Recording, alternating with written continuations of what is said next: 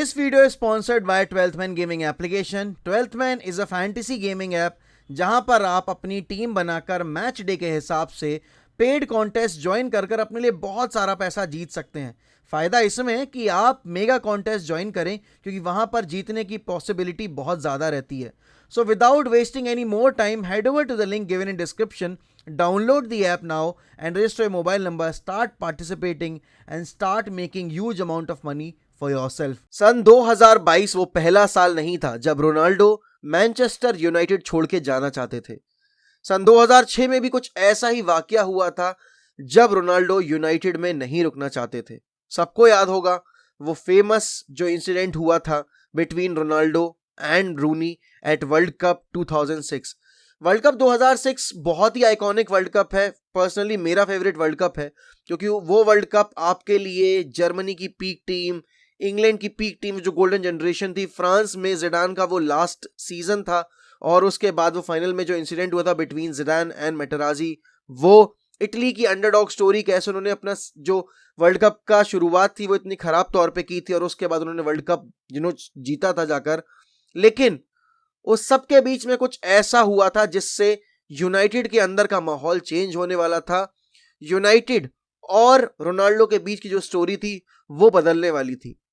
Quarter finals का match था. England और पोर्चुगल एक दूसरे के सामने खड़ी हुई थी और यूनाइटेड की टीम में दो लीथल गोल स्कोरर्स जो कि एक दूसरे को बहुत अच्छे से कॉम्प्लीमेंट करते थे वो एक दूसरे के अगेंस्ट खड़े हुए थे. मैच शुरू ही हुआ था. रूनी और रोनाल्डो के बीच में फ्रेंडली बैंटर शुरू होने लगा था एंड रोनाल्डो ने थोड़ा सा ट्रिगर करने की कोशिश की थी रूनी को और जैसे जैसे मैच आगे बढ़ा वैसे वैसे आपको और ज्यादा हीटेड मोमेंट्स इन दोनों टीम्स के बीच में देखने को मिले. लेकिन वेन रूनी को जब रेड कार्ड मिला तो पूरा सिनेरियो जो था वो चेंज हो गया. जब वेन रूनी ने रिकार्डो कवायो के ऊपर अपने स्टड्स लेकर वो चढ़ गए तो पूरी टीम जो पोर्चुगल की थी वो रेड कार्ड डिमांड करने लगी. लेकिन उस सब में सबसे आगे थे क्रिस्टियानो रोनाल्डो और इस चीज को देखते हुए इंग्लिश मीडिया ने ये पोर्ट्रे करने की कोशिश की कि रूनी को रेड कार्ड नहीं मिलता अगर रोनाल्डो नहीं आते और रोनाल्डो अगर पुश नहीं करते रेफरी को रेड कार्ड देने के लिए.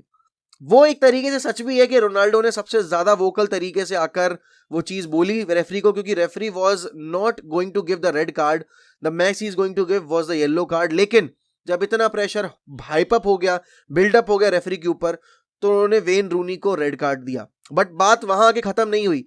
जब एक रैंडम मोमेंट पर रोनाल्डो ने विंक किया डगआउट में बैठे किसी इंसान को तो वो क्लिप वायरल कर दी गई और उस क्लिप को यूज कर ये कहा गया कि it was a pre planned move from Cristiano Ronaldo that he wanted to get rid of Rooney from the pitch.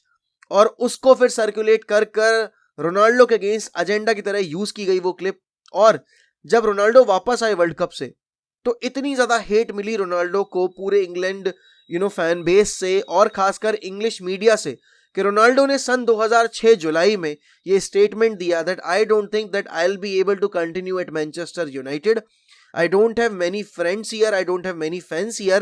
I don't think people want me to stay and I don't think that I'll be appreciated enough अगर मैं रुक भी गया तो. और उन्होंने एक और चीज बोली कि ला लीगा मेरा खेलने का सपना था तो कोई क्लब अगर ला लीगा से मेरे लिए आएगा तो मैं वहां पर जाना प्रेफर करूंगा. इस सब को देख रही थी वेलेंसिया और उस वक्त पे वेलेंसिया के जो फाइनेंशियल जो स्टेटस था वो काफी बढ़िया था. इस वक्त की तरह नहीं जब वो स्ट्रगल कर रहे थे.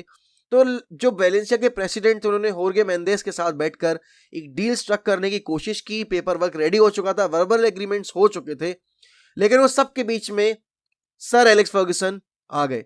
सर एलेक्स फर्गुसन ने कहा कि that you are going nowhere. कुछ ऐसा ही वाकया सन 1998 में हुआ था जब डेविड बेकहम को रेड कार्ड मिला था अर्जेंटीना के अगेंस्ट और उसके बाद पूरा जो देश था इंग्लैंड का वो डेविड बेकहम के अगेंस्ट खड़ा हो गया था. इंग्लिश मीडिया डेविड बेकहम के अगेंस्ट खड़ी हो गई थी. लेकिन उस सीजन के बाद डेविड बेकहम ने 99 में आकर ट्रेबल जीता. उसके हमने 3 पीट किया उसके बाद प्रीमियर लीग का and David Beckham became the superstar of England national team and Manchester United.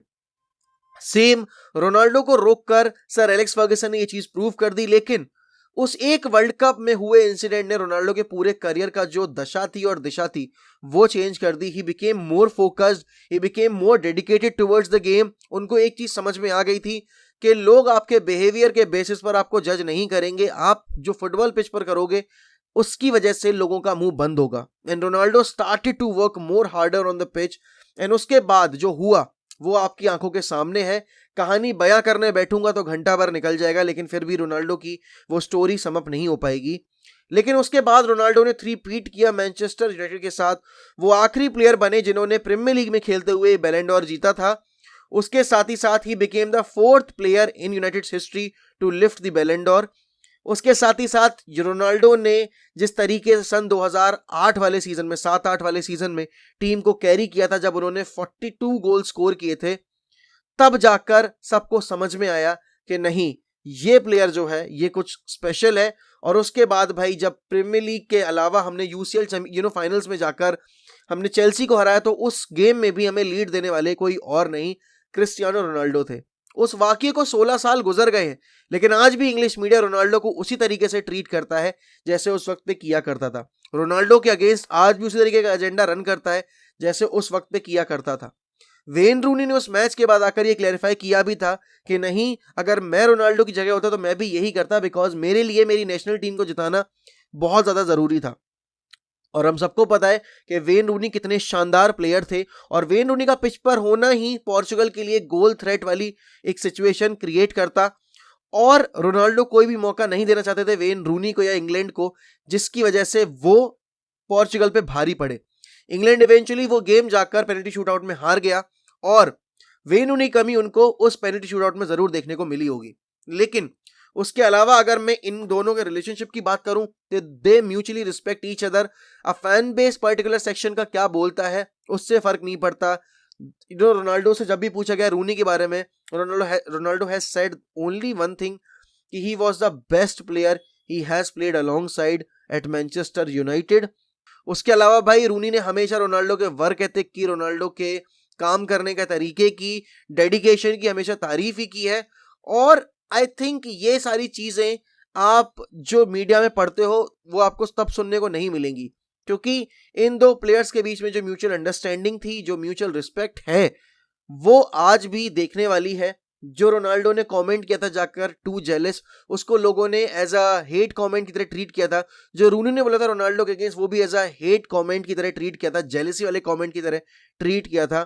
उसके अलावा फिर रूनी ने अगले प्रेस कॉन्फ्रेंस में आके बोला था कि भाई कौन जेलस नहीं होगा रोनाल्डो की फिजिक से, रोनाल्डो के करियर से, इतनी सारी बैलन डोर ट्रॉफीज, इतने सारे यूसीएल टाइटल्स, कौन नहीं होगा जेलस। लेकिन जो मीडिया ने पोर्ट्रे करने की कोशिश की थी, उसने क्रिस्टियानो रोनाल्डो को एक ऐसा मॉन्स्टर बना दिया जिसने कभी फिर रुकने का नाम ही नहीं लिया, और वो अपने करियर को एक नए लेवल पे लेकर गए। जब रोनाल्डो अपने बूट्स हैंग करेंगे तो ये वर्ल्ड कप 2006 का इंसिडेंट उनके करियर में एक टर्निंग पॉइंट की तरह ट्रीट किया जाएगा, और उस टर्निंग पॉइंट को बेसिकली हवा देने वाला, या फिर मैं ये कहूं दिशा देने वाला, कोई और नहीं, सर एलेक्स फर्गुसन का वो रेन था जिसके बीच में उन्होंने बहुत सारे प्लेयर्स के करियर बनाए। लेकिन जिस लेवल का ट्रस्ट उन्होंने रोनाल्डो के ऊपर उस टाइम दिखाया, और वो जब इंग्लिश पॉपुलेशन के अगेंस्ट जाकर खड़े हो गए, वो उसी की जरूरत थी रोनाल्डो जैसे प्लेयर को, और इसीलिए रोनाल्डो इतना ज्यादा रिस्पेक्ट करता है सर एलेक्स फर्गुसन की। और अगर आपको देखना है बॉन्ड इन दोनों के बीच का, तो रोनाल्डो ने जब यूरो की ट्रॉफी जीती तब sir Alex Ferguson was in the stands. जब रोनाल्डो ने अपना इतने साल के बाद पहला बैलन डोर जीता था, तो sir Alex was the first one to congratulate him. He has always been there for Cristiano Ronaldo, and it will be a tough day जब हम सर एलेक्स को अलविदा कहेंगे और